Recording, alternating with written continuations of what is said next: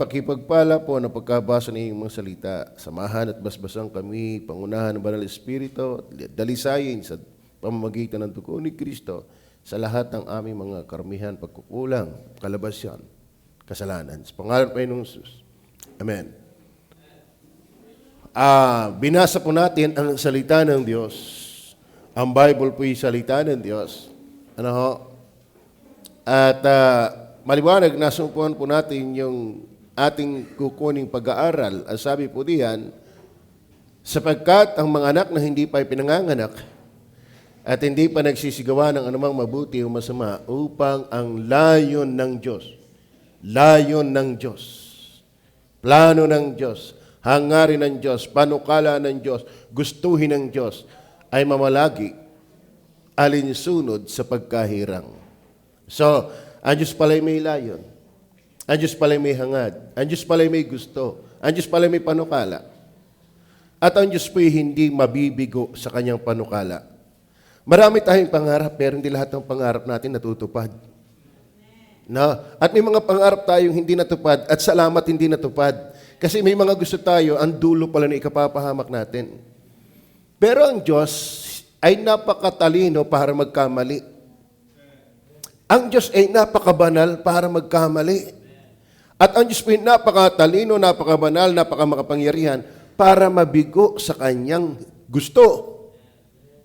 Wala sa bokabularyo ng Diyos ang kabiguan. Nasa atin yan. Wala sa Diyos. Kaya ngayon ang sabi, ang liwanag po, kita nyo ha? At hindi pa nagsisigawa ng anumang mabuti o masama upang ang layon.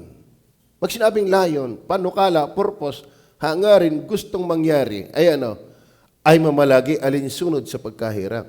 So ang ating pag-uusapan, God is able to choose.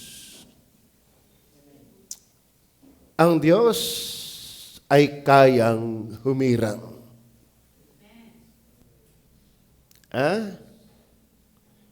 Siyempre pag humirang, ay di hindi lahat.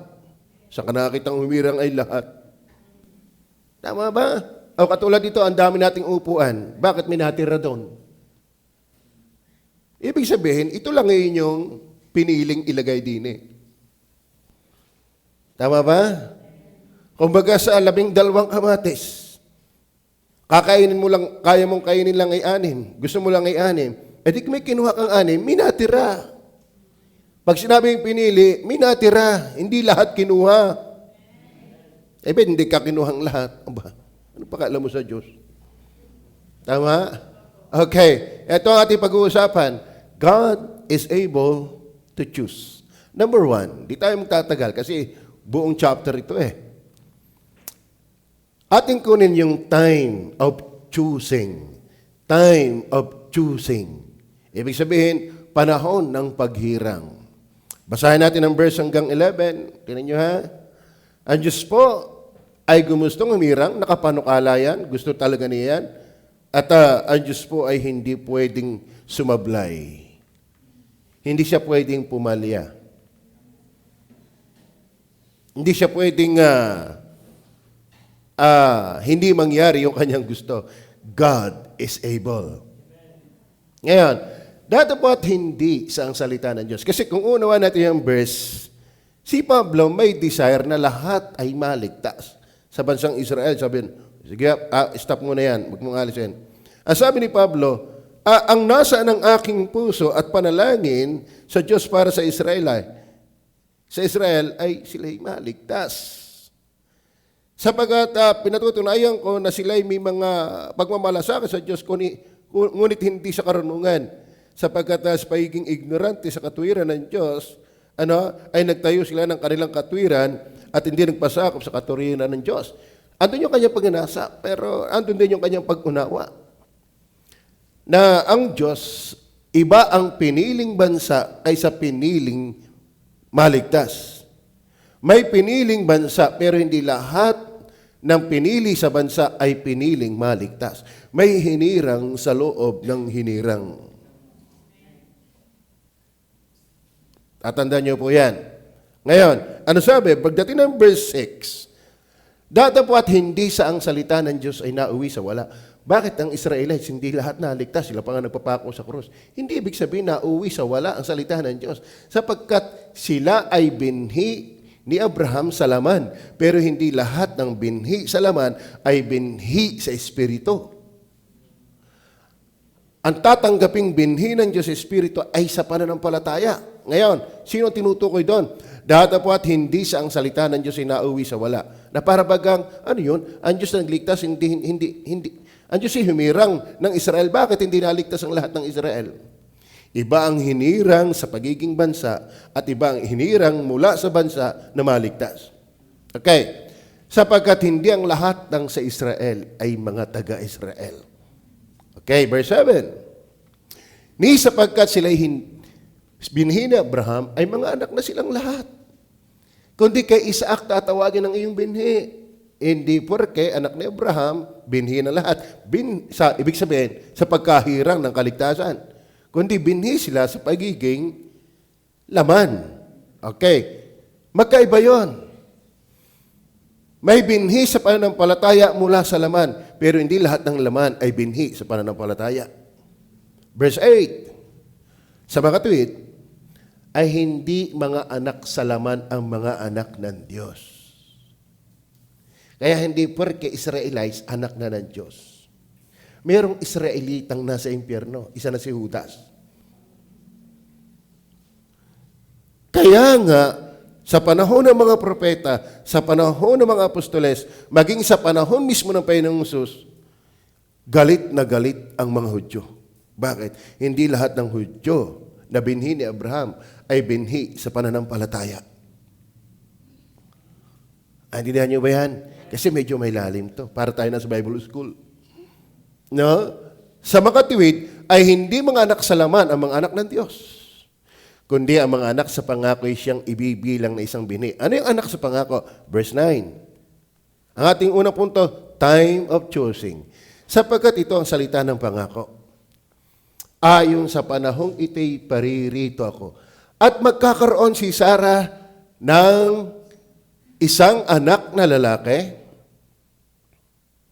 Sige? At hindi lamang gayon, kundi na may paglihina ni Rebecca sa magitan ng isa. Ito ngay ng ating ama na si Isaac, verse 11, sapagkat ang mga anak ng hindi pa ipinanganak at hindi pa nagsisigawa. Okay, ano yung verse 11? Verse 9 ba yun? Verse 9? Isang anak? Okay. Ay sa panahon ito'y paririto ako at magkakaroon si Sarah. Tama, si Sarah pa yan. Ng isang anak na lalaki. Verse 10. At hindi lamang gayon, kundi na may paglihina si Rebecca, na ni Rebecca. Si Rebecca naman ito. Iba si Sarah ha? Si Sarah, asawa ni Abraham, tama? Na nagkaanak ng Jacob at si Jacob naman nagkaasawa ng Rebecca at ang Rebecca nagkaanak ng kambal. Tama ba? Kaya nasa Bible na ang kambal. Okay, ngayon, anong punto natin? At hindi lamang gayon, kundi nang maipaglihinan ni Rebecca sa magitan ng isa, ito ngayon ang ating ama na si Isaac, verse 11, sapagkat ang mga anak nang hindi pa ipinanganganak, mga kapatid ha, hindi pa ipinaglilihi, hindi pa ipinanganganak si Jacob at si Esau at hindi pa nagsisigawa ng anumang mabuti o masama. Upang ang layo ng Diyos ay mamalagi alunsunod sa pagkahirang na hindi sa mga gawa, kundi ayon sa tumatawag. Ganito ha, hindi pa man ipinaglilihi, hindi pa man ipinapanganak, sinabi ng Diyos, maglilingkod ang panganay sa bunso. Naintindihan niyo ba yan? Bago pa tuluyang ipanganak si Esau at si Jacob, may time na ahead. May time ahead. Nauna na yung pagpapasya ng Diyos na talagang kanyang hihirangin ay si Jacob. Hindi nangyari nung matapos nung ipanganak at nakagawa na ng mabuti at masama. Ibig sabihin, God is able to choose. Ano yung timing? Ano po yung time of choosing? Nung wala pang nagagawa na mabuti at masama. Ibig sabihin, nakabase sa Diyos talaga. At ang panahon ng pagkapili ng Diyos ay nung hindi pa man ipinapanganak. Kailan dumating ang panahon na sila'y hinirang? Hindi sa panahon ng sila ipinanganak na, hindi pa man sila ipinapanganak. Upang ang basihan ng pagkahirang ay hindi sa performance ng hinirang, kundi sa kagustuhan ng humirang. Kasi kung ipinanganak na si Jacob at saka si Esau, ay, pipiliin ko si Jacob kasi magiging mahusay ito eh. Di ibig sabihin may basihan siya sa tao. Pero bakit wala siyang basihan sa tao? Dahil hindi pa man ipinapanganak sila, settled na sa Diyos. Amen. Naiintindihan niyo ba yun? So ang time ng choosing, hindi nung panahon ng sila'y may ginagawa na. Kundi sa panahon pa lang na sila'y ipaglilihi pa lang. Ibig sabihin, wala talagang bahagi ang tao. Naiintindihan niyo ba yan? So pinapaliwanag ko lang muna yung time of choosing. Kaya, sapagkat ang mga anak ng hindi pa pinanganganak, at hindi pa nagsisigawa ng anumang mabuti at masama. Paano nga makakagawa ng mabuti at masama? Hindi pa nga pinanganganak. Pero nakapili na ang Diyos sa dalawa. Upang ang layo ng Diyos ay mamalagi alinsunod sa pagkahirang. Ibig sabihin, ang layo talaga ay pagkahirang. Bakit? Siya yung naglayon, hindi yung nilayon.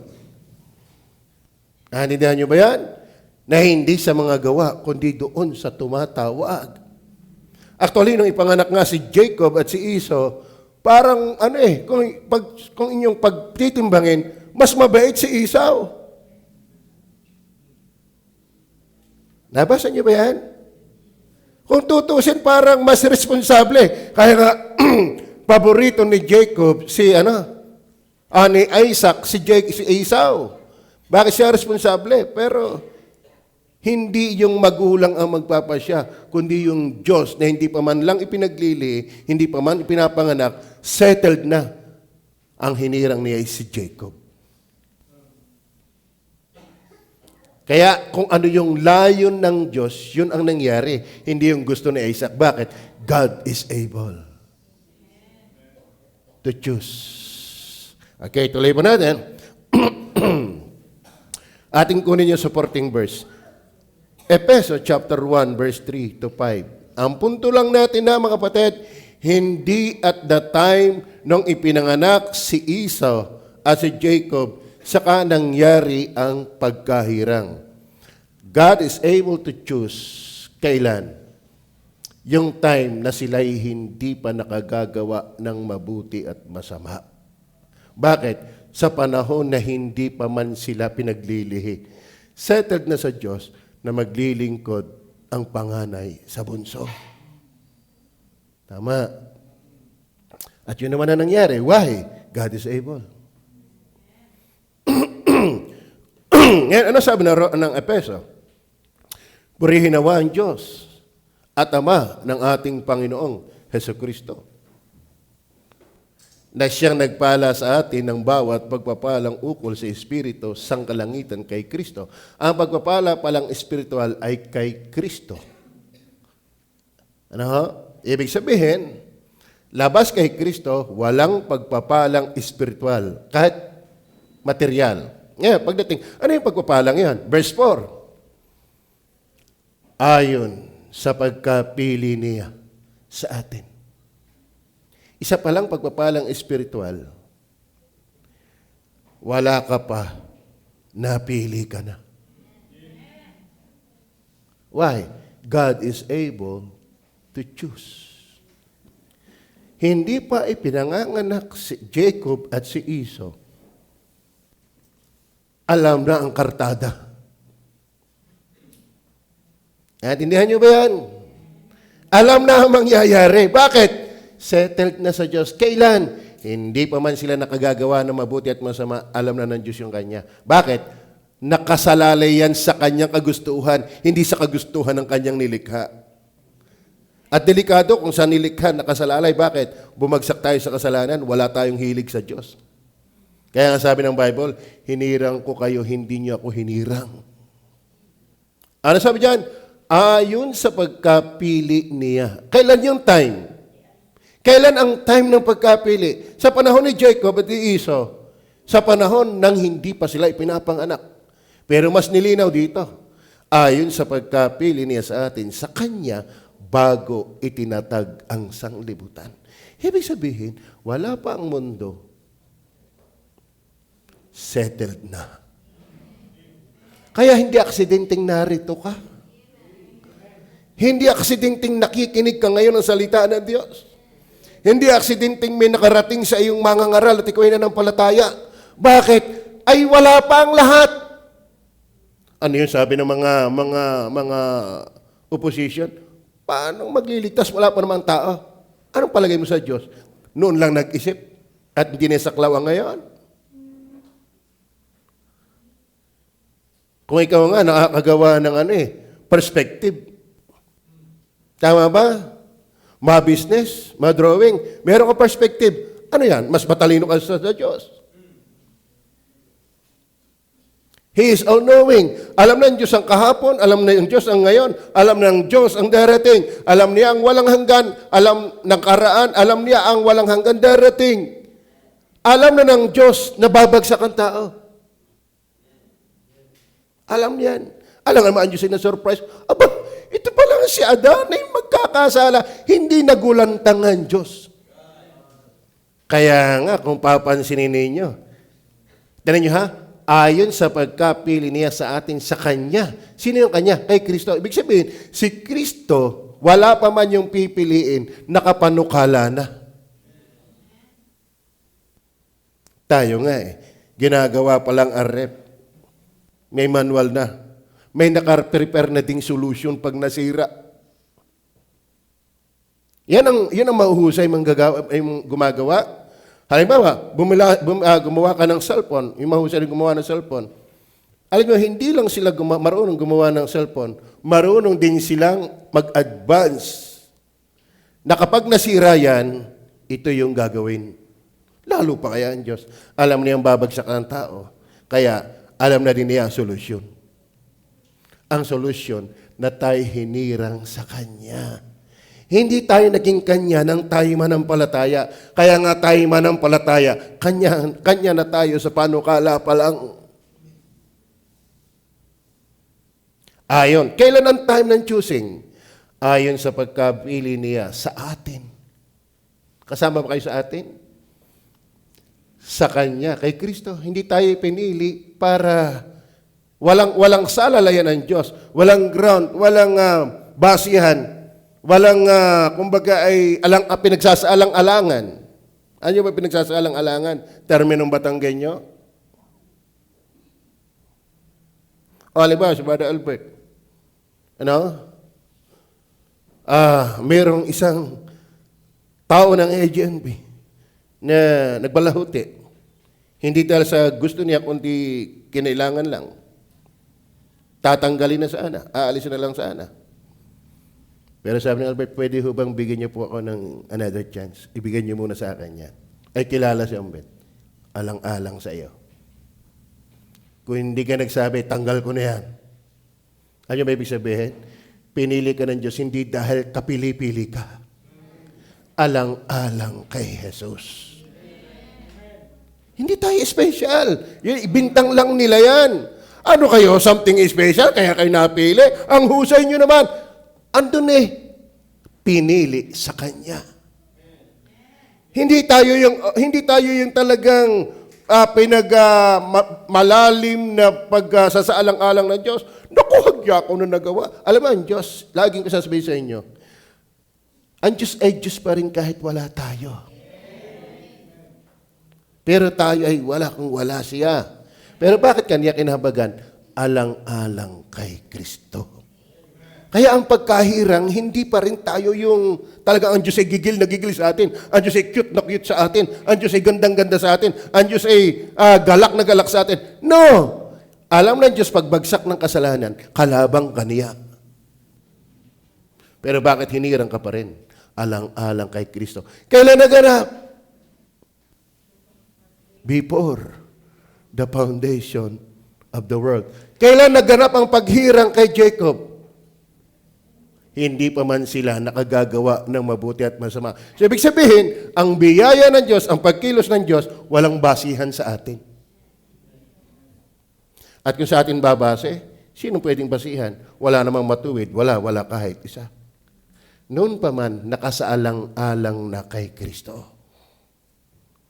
Ang atin lang dinidiin, ayon sa pagkapili niya sa atin sa Kanya. Kailan? Bago itinatag. Ano ibig sabihin bago itinatag ang sanglibutan? Ay debatable nga eh. Ang pagkatatag ng mundo.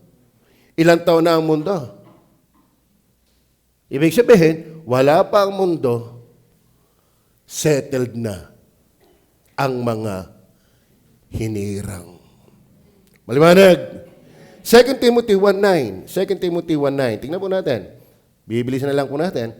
Na siyang sa atin ay nagligtas. Huwag niyong kakalimutan yung salitang nagligtas. Maalaala natin yan.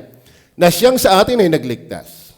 At sa atin ay tumawag ng isang banal na pagtawag. Ano ho? Kaya sabi ng iba, ay bit ka pa mga ngaral, may pinili na pala. Ang pinili, tatawagin. At ang kanyang instrument para tawagin, mangaral ng Ebanghelyo. Kaya sabi ni Pablo, hindi ko ikinakahiya ang Ebanghelyo. Bakit? Siyang kapangyarihan ng Diyos ay kaliligtas ang bawat sumasampalataya. Ito yung paraan ng Diyos para tawagin. Na siyang sa atin ay nagligtas at sa atin ay tumawag ng isang banal na pagtawag. Hindi ayon sa ating mga gawa kaya ay kitoong tinawag, kundi ayon sa kanyang sariling akala at biyaya na ibinigay sa atin kay Kristo Jesus buhat pa ng mga panahong walang hanggan. Kailan ang time? Buhat pa ng mga panahong walang hanggan. Wala pa tayo sa kaduluduluhan ng muta. Ang mundo ngay hindi pa nalilikha. Pero ang Diyos ay anto na. Katalino ng Diyos sa ating kaligtasan. Amen? Kaya hindi ka namatay nang hindi mo na nananampalataya. Bakit? Hinirang ka niya. Walang hinirang ang Diyos na mamamatay na agad. Amen. Hanggat hindi ka mo nananampalataya, hindi ka mamamatay. Ngayon, kung ikiligtas na, siguro pwede na. Okay. Revelation 17:8. Tingnan niyo po. Revelation 17 verse 8. At ang hayop na nakita mo ay naging siya at wala na. At malapit nang umahon sa kalaliman at patungo sa kapahamakan. At silang mga nananahan sa lupa ay manggigilalas na ang kanilang pangalan ay hindi nakasulat sa aklat ng buhay mula nang itatag ang sanglibutan. Meron palang mga taong hindi talaga hinirang. Bakit? Before the foundation of the world, merong hinirang. Meron din namang before the foundation of the world, hindi nakasulat ang pangalan sa aklat ng buhay. Noong tayo manampalataya, ebidensya yan na tayo'y nakasulat na. At yung iba, kaya namatay na hindi nananampalataya, hindi nakasulat ang pangalan. Kung lalagyan natin ng negative illustration, kaya may kumakatok sa bahay mo sa panahon ng tukhang. Naabot niyo ba yung tukhang? Sino sa inyo nakatok ng pulis? Na okay, nagtuturo sa Sangguniang Bayan, kita ko nandun, ang pinakamaraming tinukhang, Katolik. Sumunod, Iglesia ni Cristo. Tinignan ko kung may baptist, praise the Lord, wala. Ano? Ay kanya-kanyang, kadais ko yung pari at ministro. Kanya-kanyang dahilan. May mga tiwalag na. Ano? Di nga? Ibig sabihin, kaya ka pupuntahan sa bahay dahil nakalista na Kita ko yung mga lista Hindi ko lang kilala ang mga pangalan dahil di ko man nakikita yun. Pero, pangalan, religion, ganyan, may mga pangalan dun Tapos yung religion, kaya kita-kita ko, RCC, INC, hinahanap ko kung may GABC. Salamat, wala, praise the Lord. Pero bakit ka pupuntahan ng manunukhang, nakalista na yung pangalan, bakit makakarating sa iyo ang tunay na mga ngaral na Ebanghelyo? Kasi nakasulat na ang iyong pangalan. God is able to choose. Number one, time of choosing. Number two, yung time of choosing niya, yung God is able to choose. God is able to choose to salvation. To salvation. Ibig sabihin, yung pagpili diyan, alam mo may bintang, yung Romans chapter 9, may mga opposition may mga critic dyan Yan daw ay pagpili sa bansa. Di tingnan natin kung bansa talaga yan. Nais kong sabihin sa inyo, ang pagpili diyan ay patungkol sa kaligtasan. Basahin mo natin ang verse 9 hanggang 13. 9 and 13. Sapagkat ito ang salita ng pangako. Ayon sa panahong ito'y paririto ako. At magkakaroon si Sarah ng isang anak na lalaki. At hindi lang man gayon, kundi nang may paglihinan ni Rebecca sa pamamagitan ng isa, ito ngayon ang ating amang na si Isaac. Sapagkat ang mga anak nang hindi pa pinanganganak at hindi pa nagsisigawa ng anumang mabuti o masama, upang ang layo ng Diyos ay mamalagi alinsunod sa pagkahirang, we cannot erase that word na hindi sa mga gawa kundi doon sa tumatawag, verse 12, ay sinabi sa kanya, ang panganay ay maglilingkod sa bunso. Verse 13, kaya nasusulat, si Jacob ay inibig ko, datapwat si Esau ay aking kinapuutan. Dalawang magkapatid, hindi pareho. Ngayon, pagtatangi ba ng Diyos yun? Ang tanong, may katangi-tangi ba? Tama naman sabihin ng Diyos hindi nagtatangi. Dahil hindi naman pagtatangi ang eleksyon. Salamat na lang may hinirang. Dahil kung ang Diyos ay magtatangi, sino pwede? Pag pinairal ang hustisya, lahat tayo'y makasalanan. Anong deserving sa atin? Parusahan. So, yung may damputin, hindi pagtatangi yun. Biyaya yun. Noong panahon ni Joseph, siya'y kinulong na walang kasalanan. Kaya ang theme song niya ay yung kinanta ni Fred Aguilar, Katarungan. Siya'y kinulong na walang kasalanan. Pero nadat nga niya yung 2 bilanggo. Nabasa niyo ba yan? Bagaman marami yun, bilanggo. Pero may 2 lang siyang na-encounter. Bakit? Na naginip. Masarap palang tumulog sa kulungan. Na naginip yung 2. At ngayon, ipinaliwanag ni Joseph. Alala niyo ba yan? Ganito pareho lang ang inyong panaginip. Dahil darating ang birthday ni Pero, isa sa inyo'y palalayain. Ang tanong,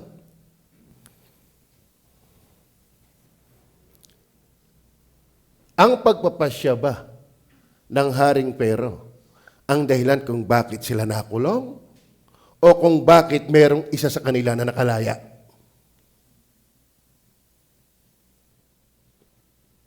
Lalim. Pareho na silang nakakulong. Dahil ang hustisya, nagkasala-kasari, paparusahan ka. Pero salamat, nung birthday niya, nagbigay siya ng pabor. Ang isa sa inyo ay aking palalayain. Kaya ang eleksyon, hindi ho yan pagpaparusa, yan ay biyaya. Bakit? Nasa parusa na ang pinili.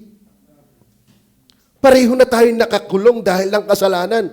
Pero salamat, mula doon sa mga nakakulong, may hinirang na palayain. Kaya ngayon, God is able to choose to salvation.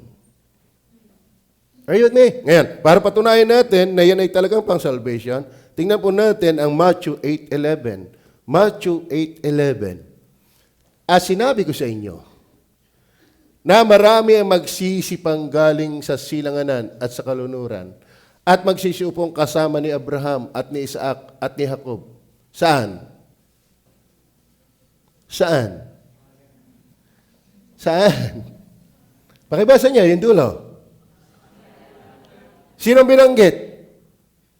Si Abraham, si Isaac, at si Jacob. Saan? Sa kaharian ng langit. Therefore, si Jacob pala ay kasama sa kaharian ng langit. Tama ba? Saan ba ang kaharian ng langit? Hindi impyerno yan. Ngayon, pagdating sa Roma chapter 9, yung election doon, hindi bansa lang. Bakit si Jacob? Specific na sinabing siya'y pupunta ng kaharian ng langit. Are you with me? Ibig sabihin, yung choosing doon ay hindi lang mere nation, but also salvation. Wala sana tayong nabasang Matthew 8:11, na kung ang election diyan sa chapter 9 ay pang-nasyon. Binanggit ang pangalan ni Abraham, binanggit ang pangalan ni Jacob sa Romans chapter 9, na ang context ay election. Ngayon, ang kanilang banat, ang kanilang pagtutol, yan ikay hindi pang kaligtasan. Yan ikay pang bansa. Hinirang ng Diyos ang Israel bilang bansa, pero hindi sa kaligtasan. Yon ang kanilang palabas. Pero yung Jacob pala dyan, ay papunta ng kaharian ng langit. Amen. Para patunayan pa natin, 22 verse 31 and 32 ng Matthew. Dati po tungkol sa pagkabuhay ng mag-uli ng mga patay. Ano pinag-uusapan sa pagkabuhay ng mag-uli ng mga patay? Salvation yan. Kaya tayo isang araw, pag namatay, babaguhin ulit tayo. Babaltan tayo ng panibagong katawan. Yan tinatawag na final o complete redemption. Final freedom, complete freedom from the presence of sin. Ngayon, data pa tungkol sa pagkabuhay ng mag-uli ng mga patay, hindi ba ganyan nabasa ang salita sa inyo ng Diyos na nagsasabi? Ano? 32. Ako ang Diyos ni Abraham, at ang Diyos ni Isaac, at ang Diyos ni Jacob. Ang Diyos ay hindi Diyos ng mga patay, kundi ng mga buhay. Ibig sabihin, bagaman patay na si Jacob, bubuhay mag-uli. Bakit? Pupunta sa kaharian ng Diyos. Amen? Bakit? Siya'y pinili na hindi pa man lang ipinapanganak.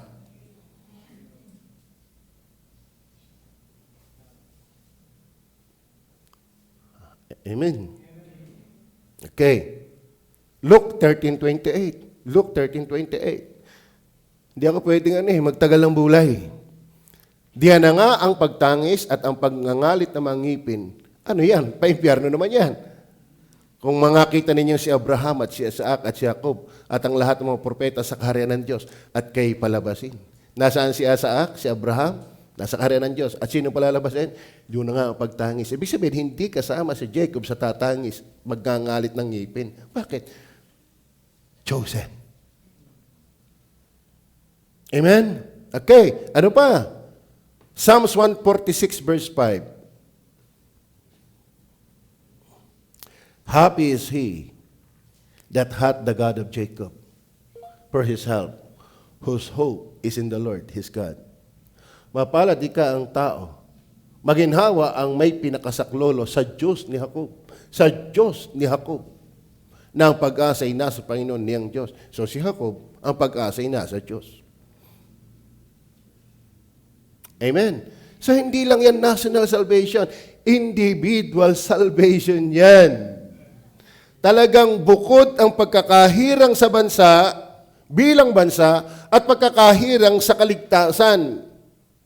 Merong hinirang na bansa, pero hindi automatic ng hinirang na bansa ay lahat hinirang sa kaligtasan. Naintindihan niyo ba yan?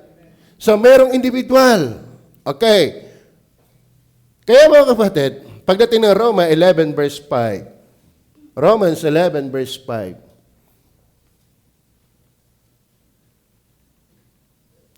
even so, then, at this present time, also, there is a remnant according to the election of grace.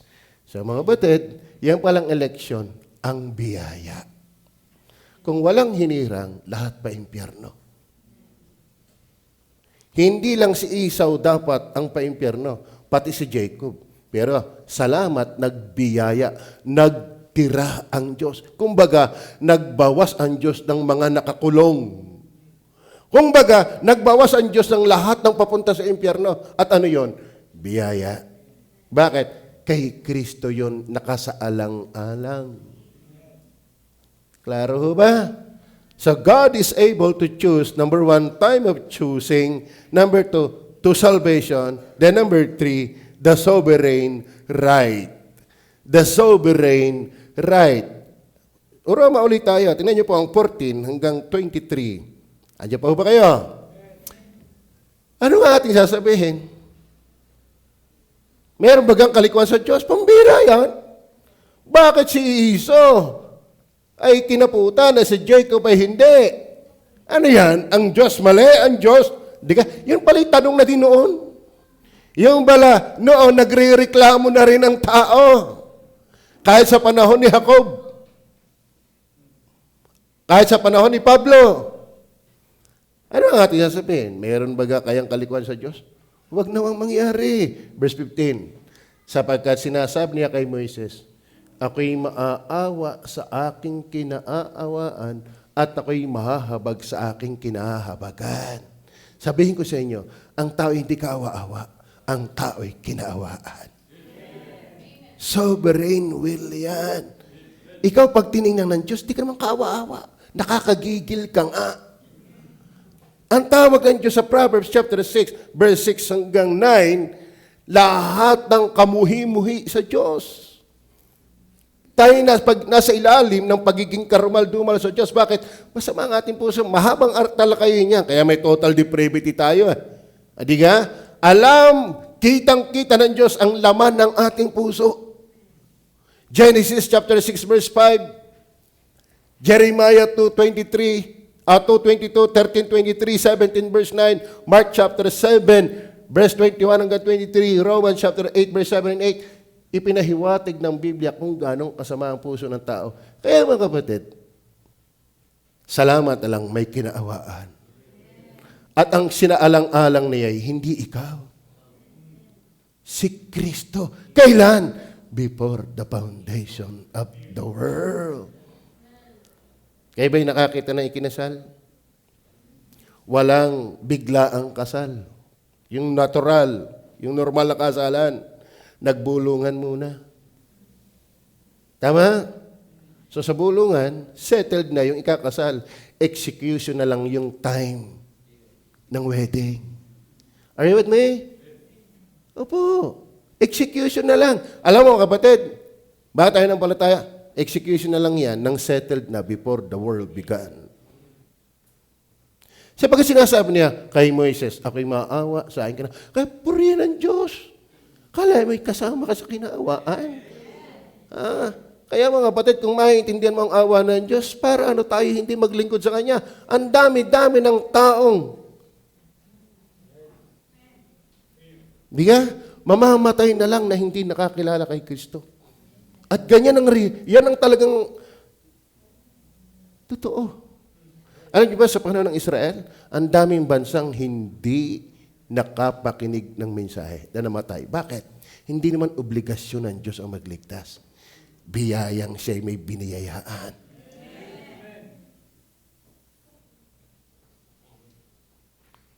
Kaya, hindi pipitsugin ang inyong kaligtasan. Sapagkat sinabi niya kay Moises, ako'y maawa. Ako'y maawa. Ano yung idea? Sovereign decree.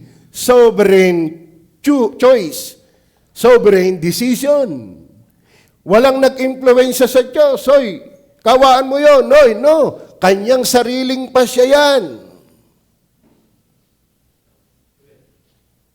Walang nagdidikta sa Diyos. Walang nag-i-impluensya sa Diyos. Kahit nga nang lumikha ng langit at lupa, walang nagsabi sa kanya, lumikha ka. Dahil kung siya may nagsabi sa kanya, ibig sabihin may mas mataas sa kanya. Siya ay nagpapasya ay sa kanyang kagustuhan. Salamat nagpasya siyang maawa kahit sa hindi nakakaawa. Bakit? Alang-alang kay Kristo. Okay, verse 16. Kaya nga hindi sa may ibig, hindi tayo. Ni hindi sa tumatakbo, lalo hindi ako yan.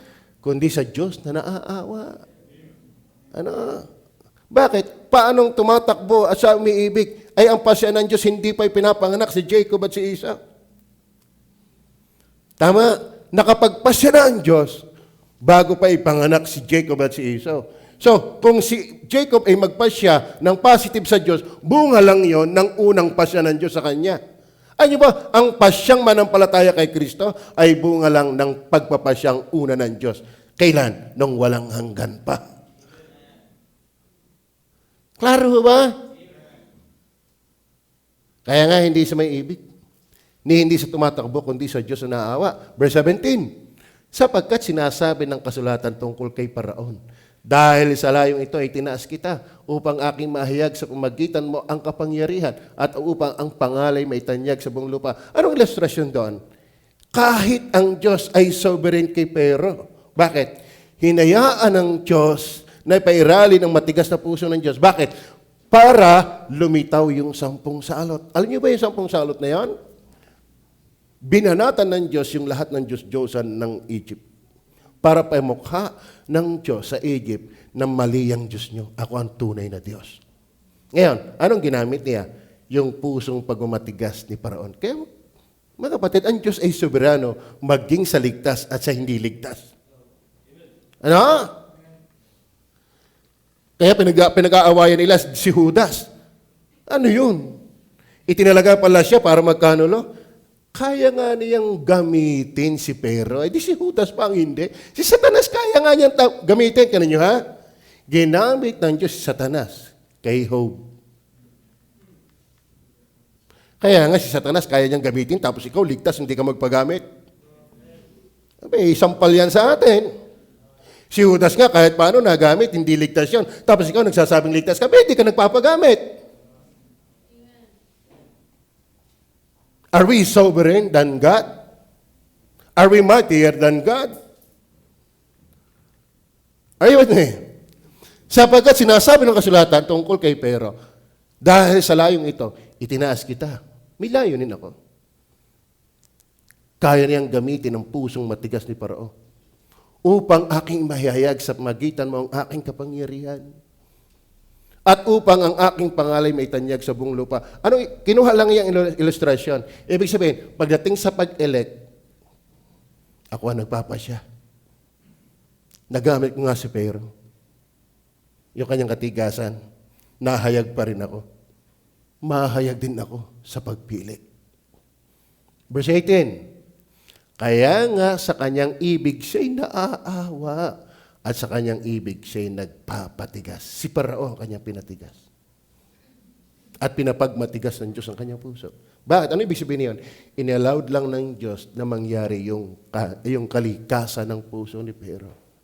Siya ay marunong magpanatili ng matigas, pero siya din naman ay kayang magbago ng pusong matigas tungo sa pusong laman. Ezekiel 36 verse 26-27. Klaro mo ba?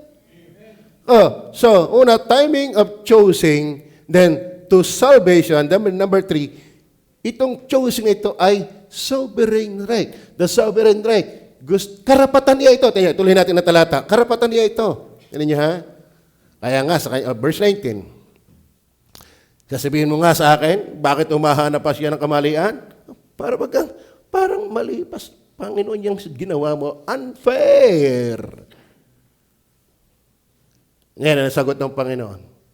Sapagkat sino sumasalangsang sa kanyang kalooban? Oo. Sino ka? Para ko'y tanungin at tutulan.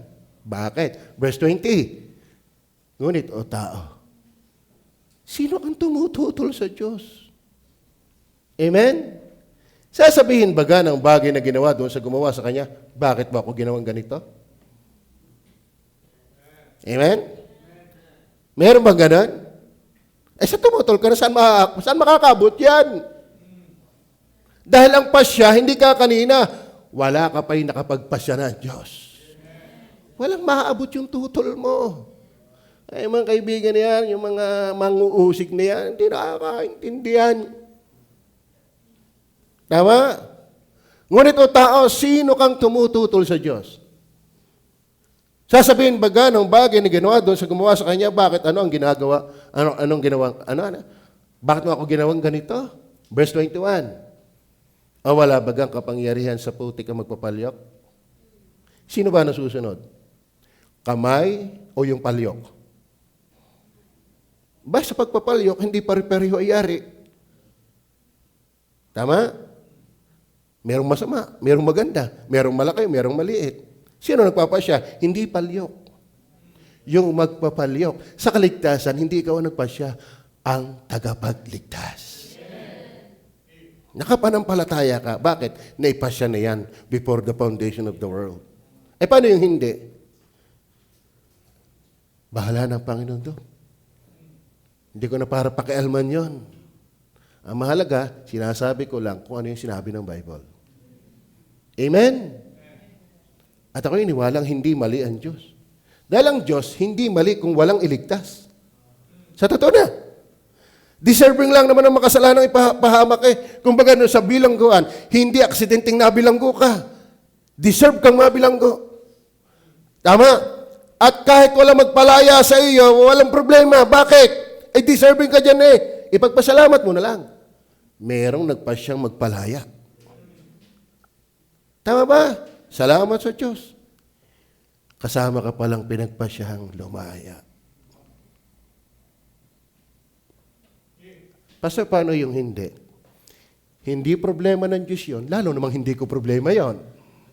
At huwag mo na rin problemahin.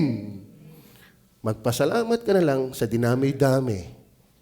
Eh, hindi natin maaawat yun. Tanyo ha, kung talagang gusto lahat ng Diyos, tsak si Cain, nung kakunti pa lang ang tao, dapat si Cain settled nang iniligtas na rin niya.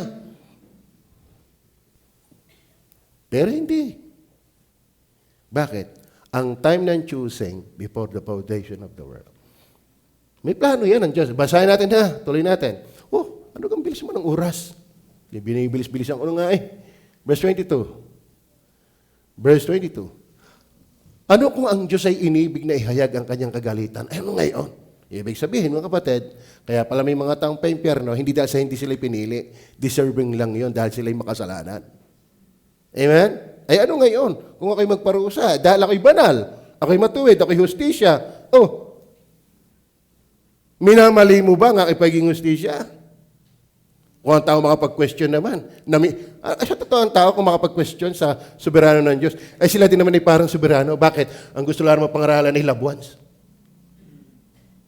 Pero pagkaaway na, hayaan mo ikipumunta ng impyerno. Hindi ka, di kay soberano din. Kala mo kung manumbat sa Diyos. Ikaw na may selective din ang lalapitan. Anong naramdam ninyo ngayon sa magnanakaw ng bilyon-bilyon? Halimbawa, na-rape ang anak mo. Pinagputol-putol pa. Ano sasabihin mo? Sana pati kalwa na yan sa impyerno matunaw. Pero ang Diyos, kahit anong kalapastangan ang ginawa niya, may kinahabagan pa rin. Natin, may kinahabagan pa rin siya. Biyaya yun. Alam niyo po, kung walang eleksyon, walang biyaya. Ang eleksyon, biyaya yun. Salamat, hindi ka naman kaawa-awa, kinaawaan ka. Klaro ba? Ano kung ang Diyos ay inibig, hayag ang kanyang kagalitan at ipakilala ang kanyang kapangyarihan, ay nagtiis ng malaking pagpapahinuod sa mga sidla ng galit na nangahanda sa pagkasira. Nakahanda na yan. Pero isa pa, verse 23. At upang may pakilala ang kayamanan ng kanyang kalwalatian sa mga sidla ng awa. So ibig sabihin, may purpose ang Diyos. Sa mga napahamak, display ng kanyang pagiging holy, righteous, and just.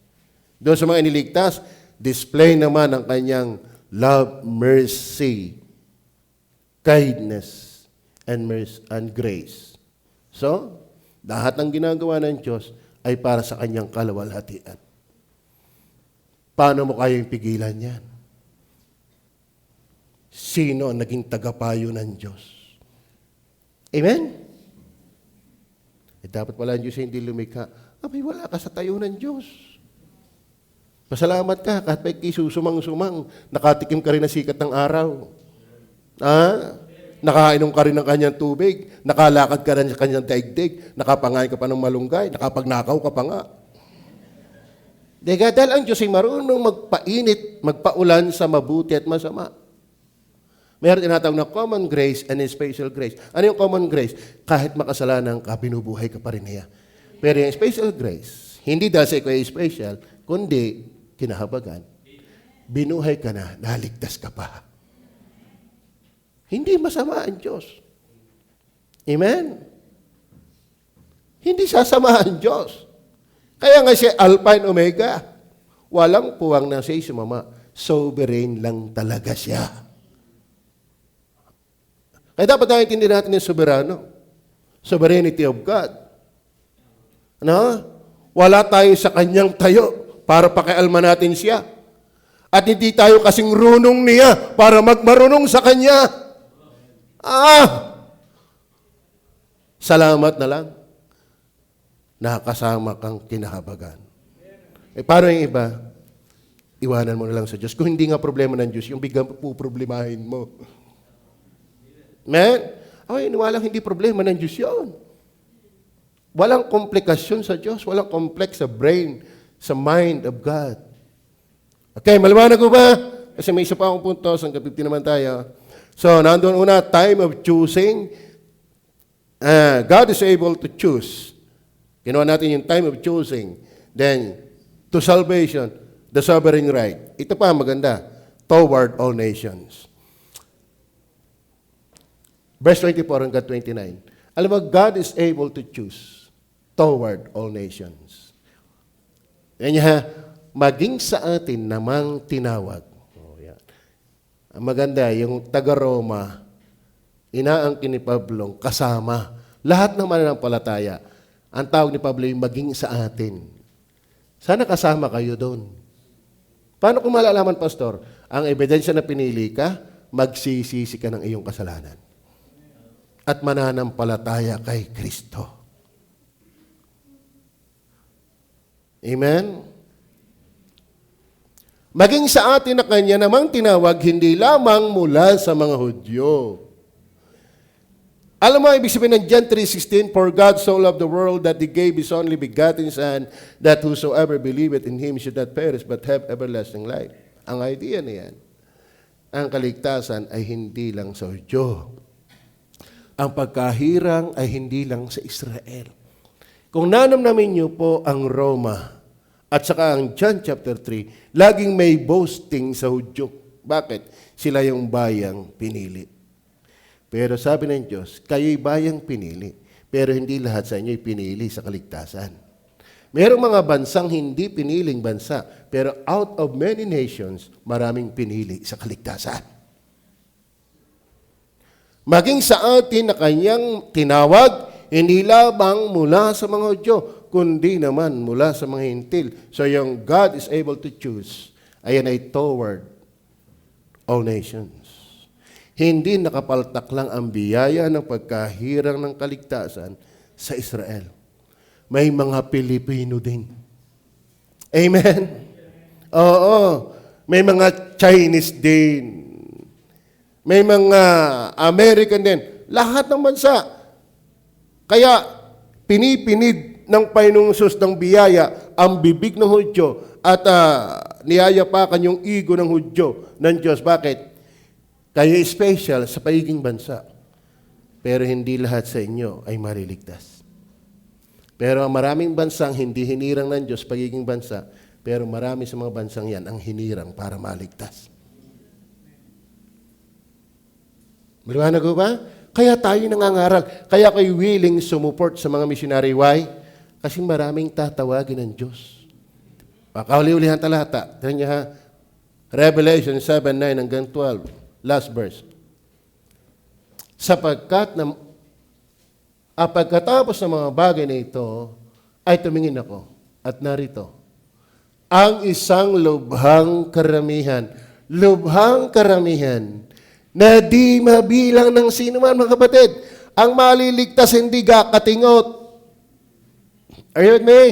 Ang sabi dyan, isang lubhang karamihan. Doon pa lang, marami na eh. Lubhang karamihan, na di mabilang.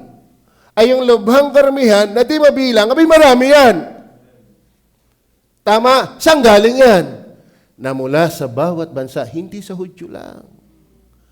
Are you with me? Ano pa?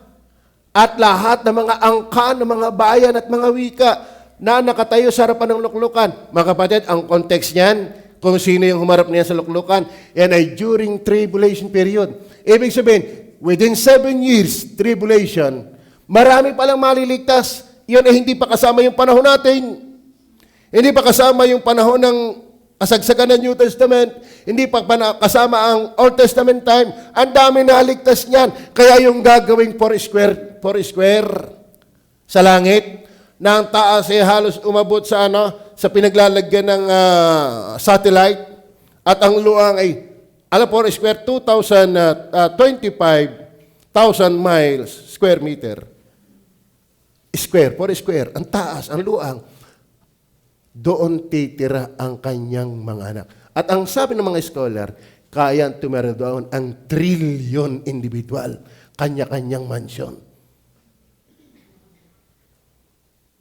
Alam niyo, napakatalino ng Diyos para malito kung ilan ang kanyang ililigtas.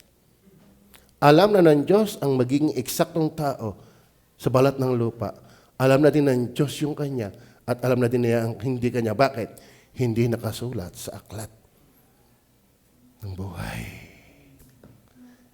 Is God able? God is able.